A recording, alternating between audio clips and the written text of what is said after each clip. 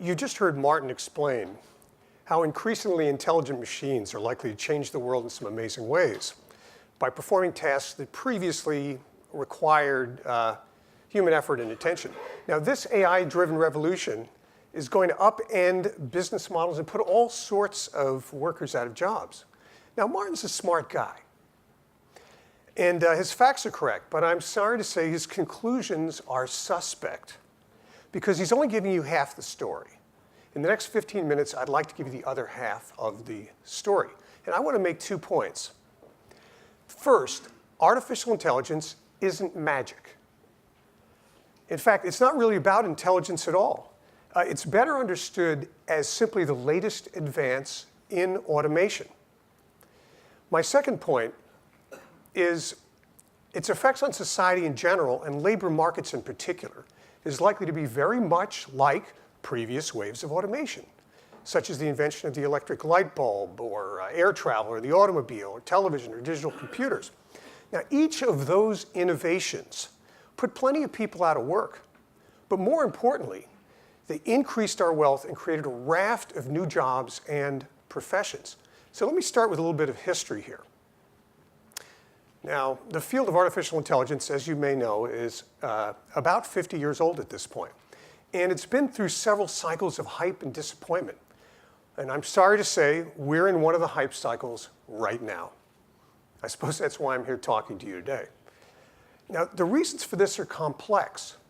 But in a nutshell, we're mistaking a grab bag of specific technical innovations and a raft of seemingly diverse applications for a mistaken belief that machines are growing more intelligent. They aren't. The dominant narrative in the public is that these rising robots may ultimately surpass human capabilities, possibly even challenge us and take over the world. Now, this storyline is driven by what we see in the movies and in television and, dare I say, the news media. However, it's little more than fiction. It's another titillating myth like zombies or vampires.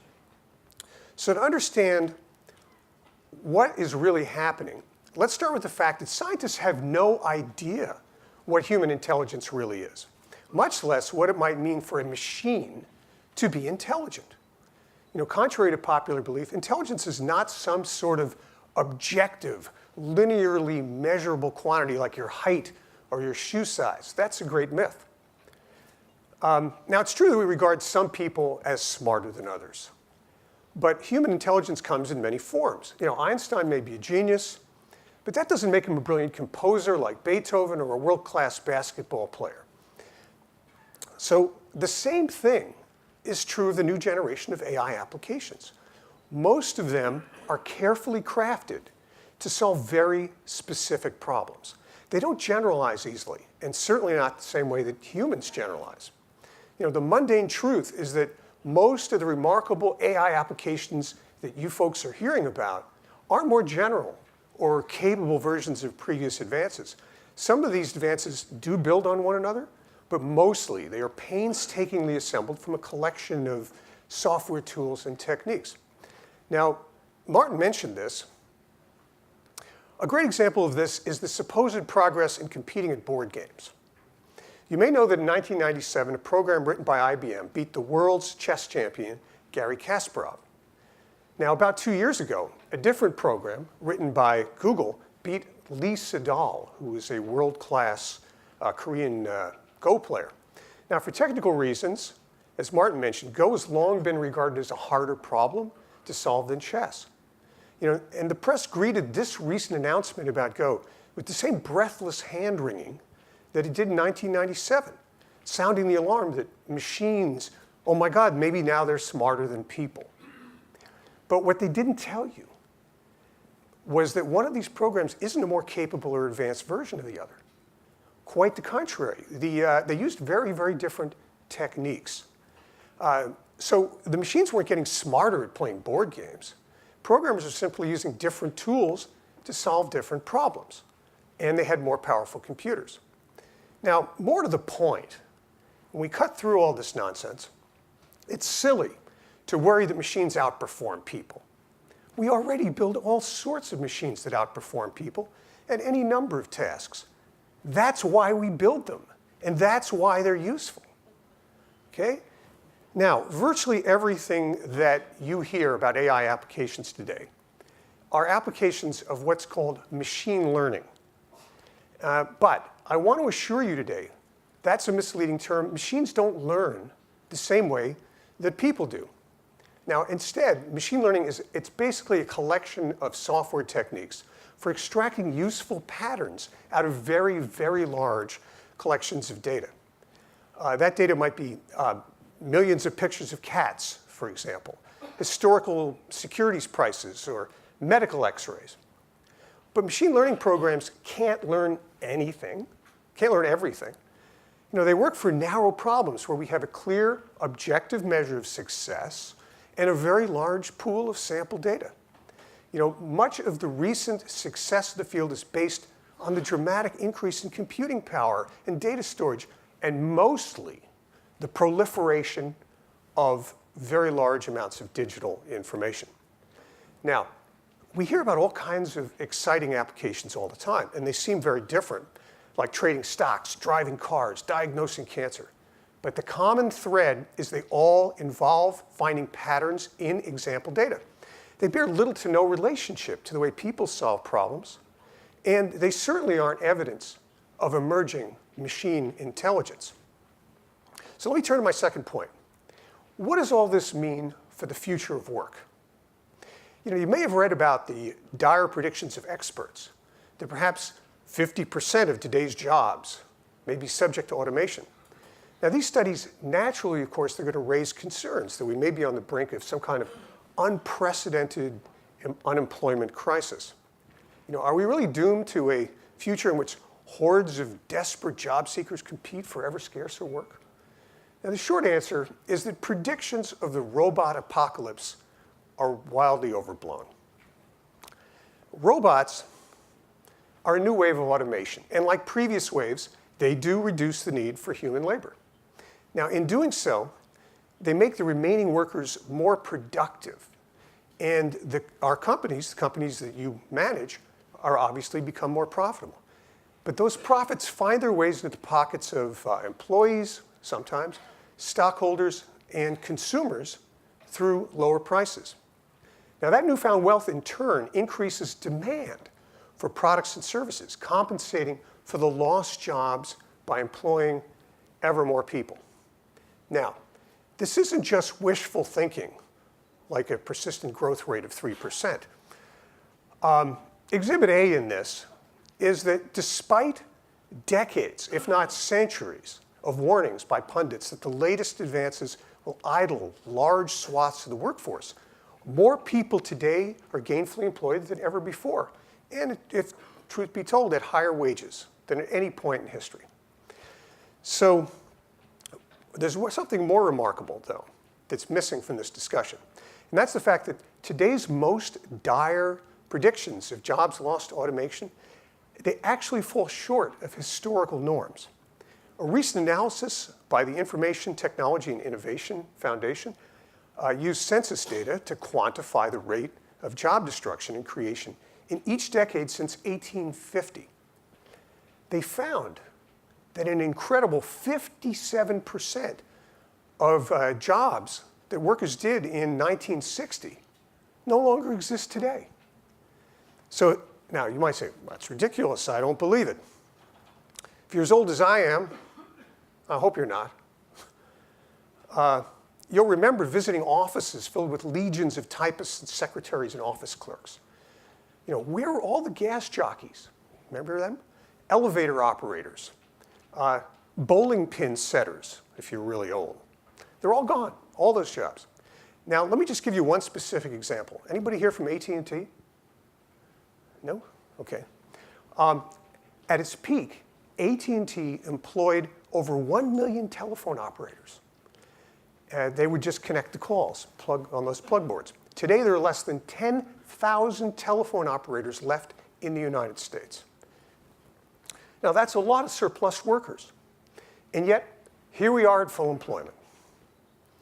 Now, in the face of such evidence, you might ask, why do so many experts and futurists continue to warn of an impending crisis? The crux of their argument is that the coming wave of artificially intelligent computers or robots can do virtually any job that a human can do. So everyone's job is on the chopping block. It's nonsense. Simply not the case. Robots are not mechanical people. And they aren't going to be mechanical people anytime soon. So today's jobs that involve person-to-person contact, those really aren't at risk at all. So let me take a quick look at the types of jobs that are susceptible to this new wave of automation and those that aren't. So who's going to be out of a job? If your job involves a well-defined set of tasks with a clear and objective goal, then indeed your employment might be at risk. That's because these are the sort of tasks that tomorrow's AI-based machines are going to be very good at. Now, in general, such jobs tend to be transactional in nature, as opposed to social, such as drafting a simple contract. We can automate that. Examining passports of international travelers. They often involve, a lot of these jobs you hear about involve hand-eye coordination. That's things like driving a truck or laying bricks, where you've got to see where you're putting the bricks.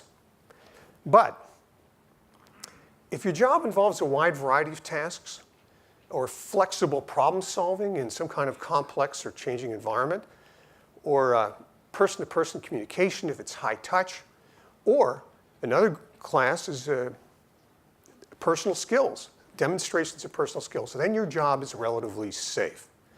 Now, examples of such jobs are nursing. We're not going to be automating that anytime soon. Elder care, consultative sales. You've got to build a relationship. Competing in teams or performing music. These are all jobs that aren't going away. Now, remarkably, robots may be particularly unwelcome in the growth occupations of the future. As incomes rise, what will consumers do with all that extra money? They're going to spend it, of course, on vacations and clothes and restaurants and dinners and concerts and tickets and spa days and stuff like that. And these are precisely the segments of the economy where personal care and face-to-face interaction are critical to the value delivered.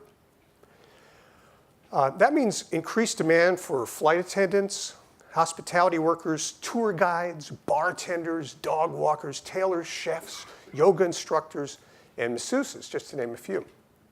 Like, here we are at the Four Seasons.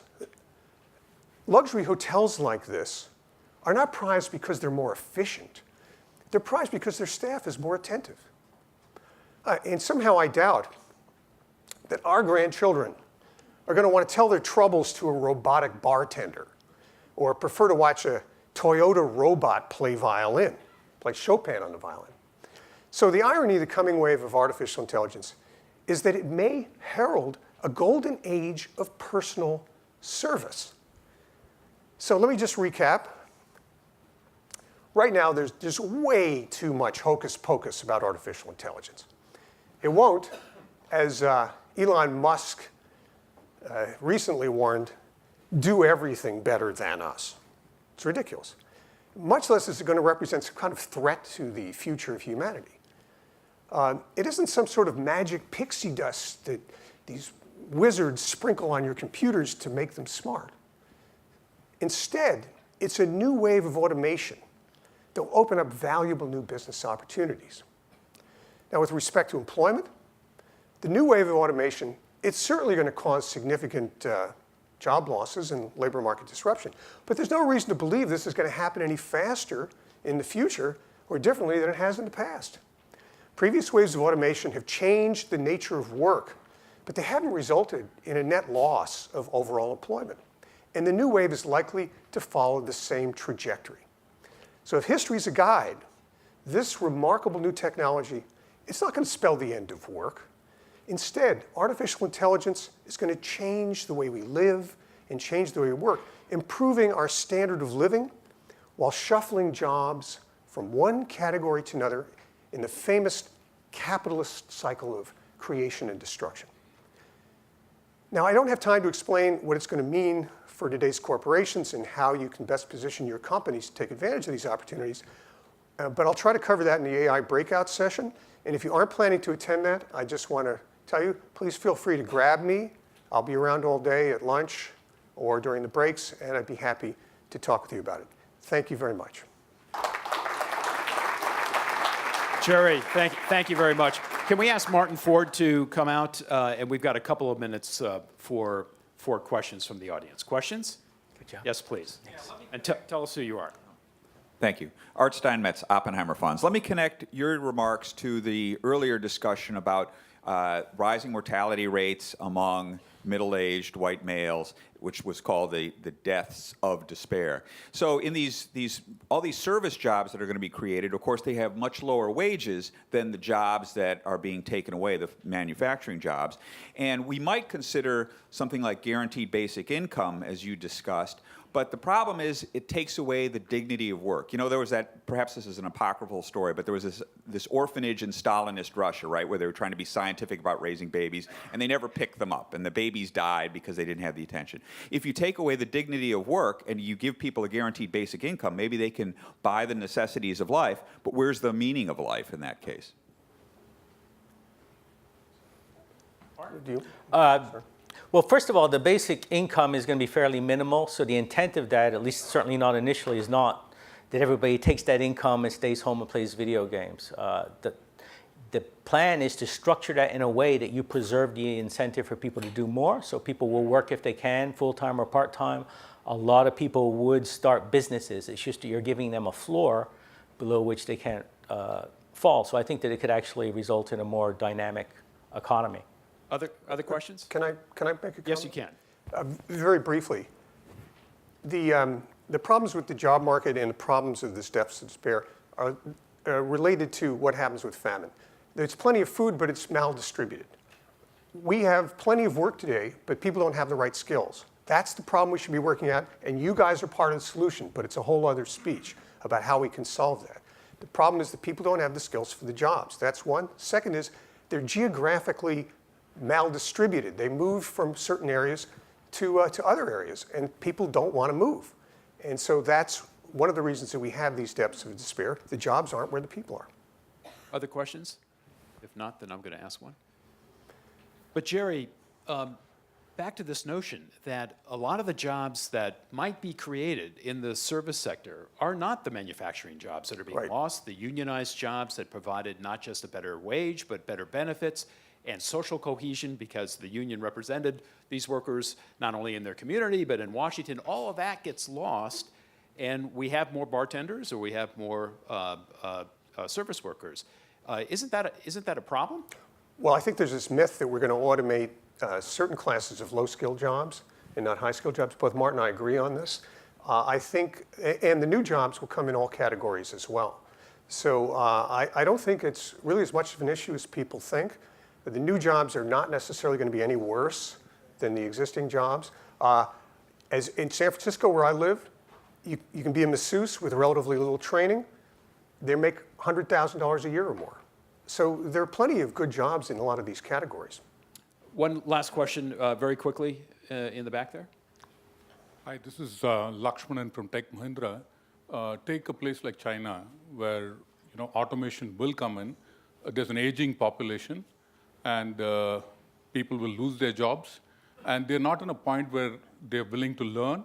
So should there be a public-private partnership? Should people start thinking about it? Because it's just not a social problem. It can be a political problem going forward.